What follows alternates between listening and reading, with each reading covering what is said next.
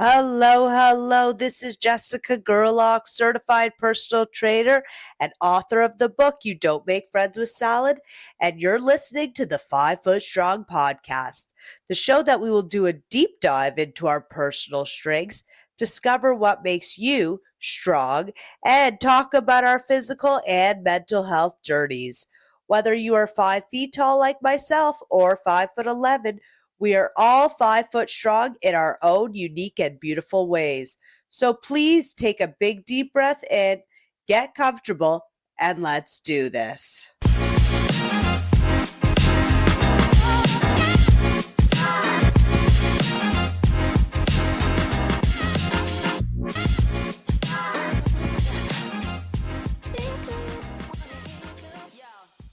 Hello, hello, and welcome back to the 5 Foot Strong podcast. I am your host, Jessica Gerlach, and on today's episode, we have a journey of strength and sobriety.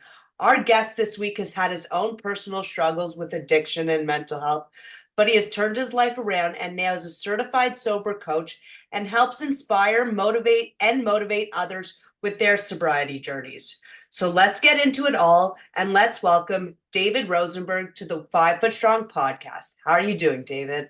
I'm great, Jess. Thanks for giving me an opportunity to talk. Thank you so much for being here. So I'm going to ask you the question that I ask all my guests is, what does being strong mean to you? Well, if I could answer it on how I got strong, that might be easier for me. Yeah. And how I'll use it as an acronym. The first thing is the H, which is honesty. I had to admit that I was afraid of something, or that I was powerless over something, or that I had a problem. I had to admit that and be honest with myself and say, hey, I'm struggling. I'm not going to just conquer this. It's affecting my life. So I had to be honest and get out of that proverbial denial of my problem or of my fear. Yeah. The second one, with second letter of how, is open-mindedness. So I had to have a certain humility and a certain ability to be taught what I didn't know, and I kind of needed to take the cotton out of my ears and put it in my mouth and start listening. And did I have the ability to do so, and was I willing to do so? Which brings us to the W of the how, which is willingness. Willingness to conquer my fears and to deal with my problems was the most complicated part for me. Willingness was something that I had to go to a very, very low point. And sometimes people do need to go to a very low point. Sometimes they don't. But true willingness is, I'm willing to do whatever it takes with all the effort and might that I have to conquer my fear. And I'm willing to take any step possible and any means possible to do so. And that how piece, I even have it tattooed on my arm. That's awesome. Without that, I'm not conquering or beating anything. If I don't have the honesty, if I don't have the open-mindedness, and I don't have the willingness to do it, nothing's getting done. And the other part of strength, if I may say, is Yep. courage. For sure. Which is part of willingness. Do I have the courage to do it? And in my mind, the courage to overcome something that I'm afraid of, to become strong, is I'm afraid, I'm admitting I'm afraid, but I'm going to conquer it anyway, despite the fear. Well, you just knowing that is also, strength. That's right. I had to beat, I had to get out of a anesthetic I was taking to numb my life, which was crack cocaine. Mm-hmm. And if I didn't have that honesty, open-mindedness, and willingness, there's no way a human being beats crack cocaine. 100%. Can you share a little bit about your sobriety journey with us? Well, yeah, thank you. Like many people in our world, there's a decent percentage, more than you may think, of people who, for whatever reason, it could be socioeconomic, trauma, mental illness, straight up, bad family dynamic growing up. There are many people that just can't handle their life for whatever reason. Mm-hmm. And they feel out of place. One of my mentors described it as being the last guy to be picked for the baseball team. You go through life like that, where you're just out of sorts, less than, And you end up more and more displaced, and displacement to the world is quite painful and quite isolating, and has the proverbial pit in your stomach the size of China going on. And these people are lost, and some of them go for help or they go for therapy, but many of them find a false solution in a substance or a behavior or sex or food or gambling or any of the other substances, and they discover that that kind of behavior or substance kind of numbs the pain of the displacement. And what ends up happening is they take that substance or behavior and they go, oh my God, I don't feel that pit in my stomach anymore. And their brain automatically goes into solution mode, and they become obsessed with the substance until it causes more of a problem than you had in the first place. Gotcha, yeah. So it's that kind of thing that happened to me. I think there was some mental illness there. I think that there was family dynamic there. I think there was making bad choices, and overall being born feeling out of place. And I got exposed to crack cocaine in my late 30s, and it took away the it took away that pit in my stomach, and I automatically became obsessed and used it for until I was practically on a deathbed and had lost anything. And my willingness, as we described at the beginning of the interview, my willingness had to come at a huge price. I didn't become willing to get myself back on my feet until I lost everything. And that included my health and my children and my first wife, my friends, family. I really had to go to a bottom to get that last piece. And honestly, needed the honesty and open-mindedness as well. I got better because people were taught to leave me to my own devices and bottom. We've all heard of the bottom. Yeah, For everybody, the hard way. A lot of people that we deal with, the bottom is death. Yeah. But in my case, I survived it. I'm missing a lung from that. So it came at tremendous price. But you had the strength to get, you're here today. Yeah, but I needed help with the strength.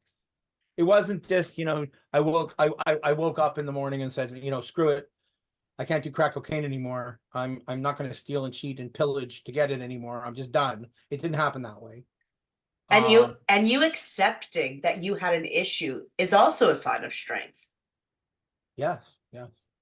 Yeah, that's the first step in our recovery and addiction is admitting that you're powerless. Right. That your life has gone to shits, and it's sorry to swear, but that's the first step in anything. And before you got into crack cocaine, were you using any other substances? No, behaviors. Right. I was involved in some very, very, very suspect and inappropriate behaviors Gotcha. that led me to the crack. And what was your turning point? Losing everything. Yeah. Waking up in a park with no money and no car and no call on my 40th birthday and no kids. Yeah. No money, no crack. Just basically in a park with absolutely nothing. So the turning point in my case was that it's often the case with many people to conquer stuff that they haven't been willing to conquer in the past. It's often a bottom is often needed and necessary. Sometimes it isn't. With a drug like crack cocaine, you're not stopping that unless you have to. And the have to has to be profound. There is nothing left but to stop. And that's what happened. I always tell people that I had to lose everything to realize it wasn't important in the first place. So I had to go from living a very affluent life with cars and boats and my dad's business and everything else. And I had to go to nothing, completely nothing. Like $1 million house to a park bench in 4 years. Yeah. So I had to go to absolutely nothing in order to have like a spiritual awakening and say, oh my God, I'm completely destitute. What's important? Well, what's important is living for my kids and Right. living for myself and just being alive.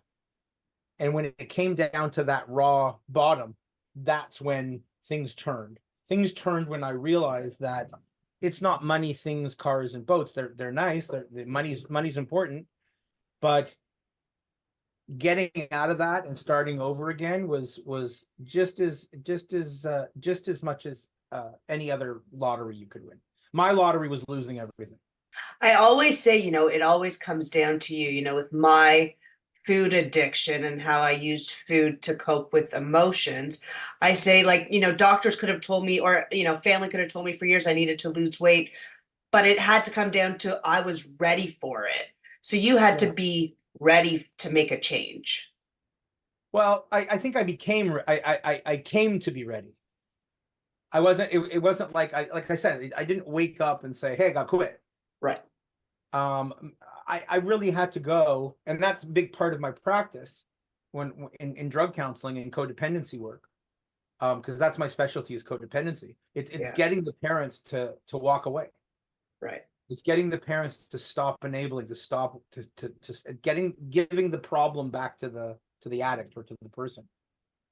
Do you say that you need to hit rock bottom?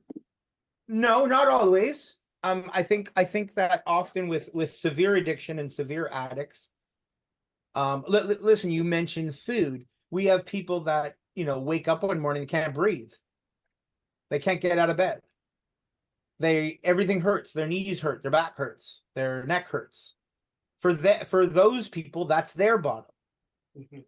It got bad enough that they're like, you know what, I gotta be honest with myself. I can't do this anymore. And I have to be able to listen to other people and take advice and learn how to get this get this conquered. And then you got like, forget it, I don't want to live like this anymore. I'm willing to do it. Everybody's bottom is different with some of these substances and gambling too. Yeah. Some of these substances you really do have to get into to a point where you just don't have any other options. An addict is only as good as their last option.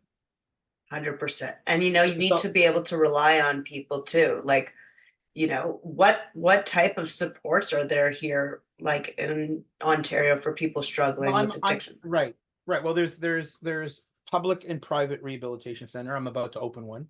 Amazing. And there, where you go and you get detoxed off your substance, because you can't just, some of these drugs you can't just quit. Right. They're too much of a shock to the nervous system. You go into seizures. Right. So there's that kind of support. There's 12-step support, which is the anonymous programs, Mm-hmm. which, a lot of people think they're cults or they're brainwashing. I don't know. Something that's a program that's there to improve your life. I can't really call that a cult. I don't think the Hare Krishnas fall into that category. No, I think you just need to improve your life. Right. And with the 12-step programs comes sponsors and people that you can call. The best way to get support in addiction is from other addicts. Right. Because they understand. That's why all these meetings are in groups. Right. Because I can't pull the wool over, another addict can't pull the wool over my eyes, but I can't, they, and vice versa with me to them. Right. I'm not tricking them, they're not tricking me. So we need each other to kind of bounce in perspective and call each other out on our crap. So the best way that we get well is with each other, believe it or not. And the same thing with the counselors. All the counselors are addicts. Like, you can't work in a rehab unless you've been an addict for most of them. Even the cooks, have to be addicts. It's the you're not alone piece that helps. It's professional stuff, like with what I do, that helps. And it's an overall revisitation of the principles. Like, we need them repeated to each other. That's why, you go to these meetings and you have somebody who's 22 years clean, hi, my name is David, I'm an addict. Well, why am I still saying I'm an addict if I'm clean 20 years? Because I still am. Yeah. It can, but it's a lifelong journey. Right. It's if you don't practice the principles and take care of yourself, it will repeat itself. Yeah. You'll get lost if you're not using the principles to learn how to live life on its terms. Life's going to be painful again. You're going to go numb it. Yeah. The definition of addiction isn't the substance, has nothing to do with the substance. Right. It has to do with me. I don't have a problem with crack. I have a problem with David. Hmm. So if David doesn't keep practicing the principles on how to handle life and deal with life, then he goes back to the David that couldn't. And that's where you get all your relapses. And how do you prioritize your mental health? Anything I put in front of my recovery, I lose. Yeah. Anything, everything. Doesn't matter what it doesn't matter what it is. So I guess the answer to that question is it's the number one priority. Because if I don't have my sobriety, I don't have a program that lets me live life, and I wouldn't be opening the center. I wouldn't have a practice. I wouldn't have my kids. I wouldn't have my parents. I wouldn't have anybody. I'd be back in the park, losing the other lung. Right. So it's of paramount importance. And do you have any tips for someone struggling with their sobriety Um, or addictions? absolutely. Pick up a phone. Pick Right. up a phone. I mean, just there's so many outlets to help. Just phone one of us and say you're in trouble. That's that open-mindedness. Be willing to learn. Take on principles. Take on the humility to learn. Go into humility mode and ask for help. That's the answer. People who feel like they're going to relapse and don't pick up a phone are relapsing. It's a very powerful disease. Yeah. People And who pick up the phone and call, they're not relapsing. right. Because there's another one of their They want friends help. that are reminding them what that's going to look like in the next 5 or 6, 7 hours. And you So- talk a lot about addictions, but there's that correlation between addictions and mental health. Well, they're not autonomous. It is a registered mental illness. Yeah. So we don't speak about them separately. It's just There's that deeper root. addiction is someone has picked an anesthetic to numb whatever mental illness or societal issue or traumatic issue there is. Someone has found a failed solution, or they have found a anesthetic of some kind. Eating is huge.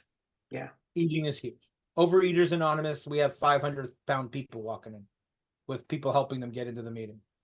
Yeah. And they're using food to cope with their Right, but emotions. yeah, because it takes away the pit in their stomach. They're uncomfortable in the world, and then just accumulates on itself. It's self-fulfilling, for And lack of a better word. since COVID, do you think that, addictions have gotten worse? No, No. I think that a good solid 10% of the population in a democratic setting, a democratic society, a Yeah. good 10% of those people can't keep up or deal with the world, whether there's COVID or not. Right. And I think that of those 10%, which is a huge number, talking about millions and millions of people, Mhm.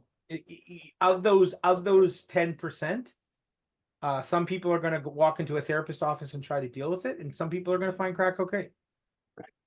And the crack cocaine is going to fix it a lot faster than the therapist. It's going to end up killing them, but it's faster. So it's still the 10%. Yes. It's still the 10%. No matter what, in all the world wars, and in all in our history, Alcohol Anonymous is like in the early 30s. Yeah. It was starting. So it's still that 10%. It's still with a bunch of people that just don't feel comfortable in the world. And that applies to overeaters too, for sure. It's Yeah. an anesthetic. You're eating to pacify your displacement in around you. It's You don't dealing feel with comfortable. emotions. That makes you feel comfortable temporarily. Yeah, I understand that. I was an overeater. I get that, but it's about, uh, uh, a healthy mind leads a healthy body. And I Yeah, think that's important. absolutely. If I practice the principles to live life on its terms, and I'm doing a good job of it, everything repairs. Everything, Yeah. my physicality, I lose weight, I start feeling better. I'm better off in my interpersonal relationships. The minute I start using the principles and the lessons to kind of be here comfortable, Yeah. I'm going to reap the benefits for sure. Well, you know what? You've come a long way, and that's strength. And I hope your story inspires others. And I want to thank you, David, for sharing your story of strength today. Is there anything else you'd like to share with our listeners? Yeah. Ask for help. If you want to find the help, you'll find it. I have never met anyone just conquer their fears on their own. I mean, I'm sure it exists, but very few. There's always help. And asking for help is a sign of strength. So yeah, it's a sign of strength and a sign of growth and a sign of humility. well, you know what? I think a lot of people just need a healthier way to approach their emotions. And if you need help, ask for it. And that's a sign of strength. And David, thank you so much God for bless you, being Jess. here Thanks for today. inviting me. I Okay. appreciate it. Have a good one. You too. Bye-bye. Bye-bye. Bye.